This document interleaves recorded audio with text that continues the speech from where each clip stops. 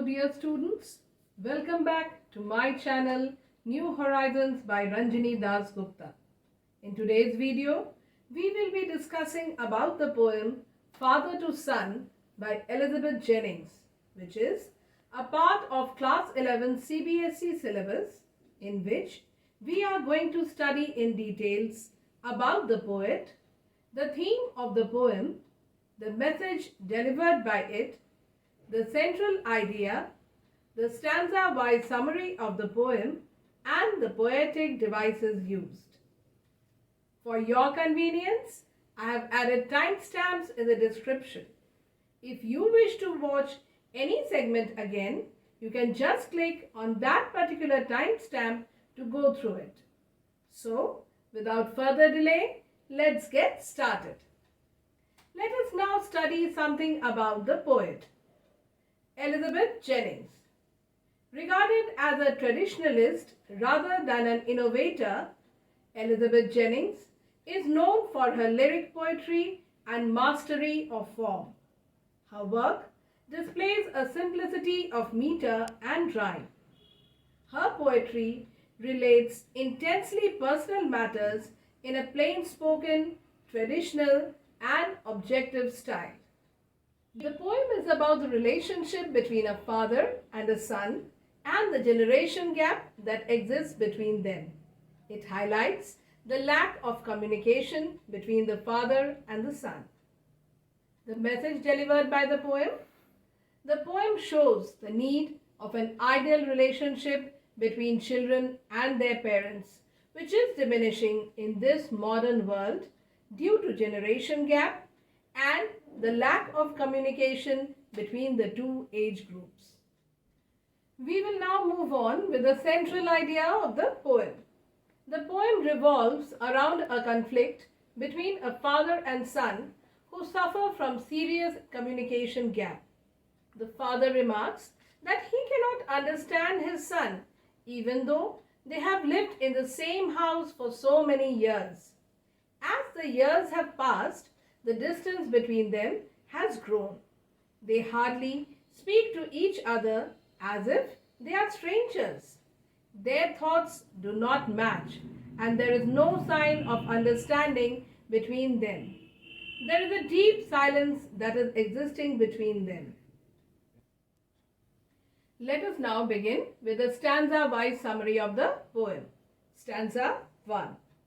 I do not understand this child, though we have lived together now in the same house for years. I know nothing of him, so try to build up a relationship from how he was when small. The poet shares his feelings about his relationship with his son. He says that although both of them have lived in the same house for so many years, they really do not understand each other. The poet does not know much about his son's feelings, likes and dislikes. He ponders over the fact that his son has changed a lot as he has grown up. He tries to build up the same kind of relationship as he used to have with his son when he was a small child. Stanza 2. Yet have I killed the seed I spent, or sown it where? The land is his and none of mine. We speak like strangers. There's no sign of understanding in the air. This child is built to my design, yet what he loves I cannot share. In the second stanza, the poet describes the communication gap between them. The father thinks that his son is mentally present in another world of his own. However, the father cannot access this world. They talk like strangers with each other and there is no sign of understanding between them. He could never share a close relationship with his son. Stanza 3. Silence surrounds us. I would have him prodigal, returning to his father's house, the home he knew, rather than see him make and move his world. I would forgive him too, shaping from sorrow a new love. In the third stanza, the poet tries to convey the silence between them. The father wants his son to return to his house, the one he knows. He does not want his son to move around and create his own world. The distance between them is increasing mentally, and he is ready to let go of the sorrows he has inside him because of his son. He wants to love his son all over again. Stanza 4. Father and son, we both must live on the same globe and the same land. He speaks, I cannot understand myself why anger grows from grief. We each put out an empty hand, longing for something to forgive. In the concluding lines, the son speaks for the first time. He also feels sad about the growing distance between him and his father. He shares that he is at a junction in life where he doesn't understand his own self. His anger is arising out of this sadness and loneliness. It is completely certain that both of them feel frustrated about the gap between them. Both of them want to forgive each other and move on.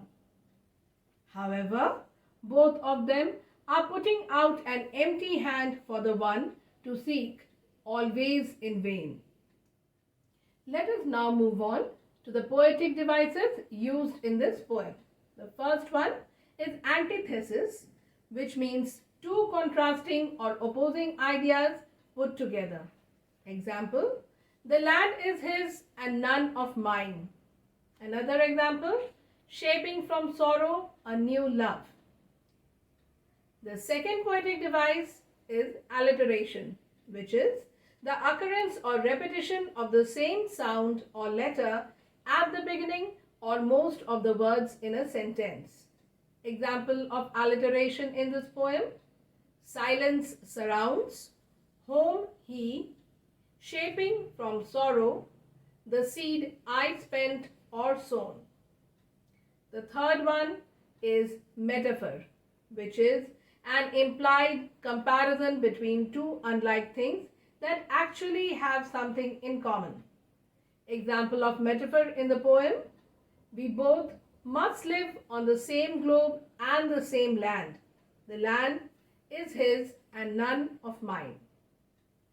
The last poetic device is synecdoche, which means a part made to represent the whole or vice versa. Example of synecdoche in the poem is make and move his world. With this, we come to the end of today's video.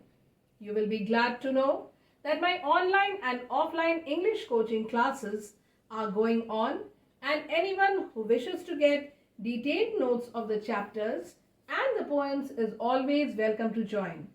The details of my online and offline classes are given in the description. Thanks for watching.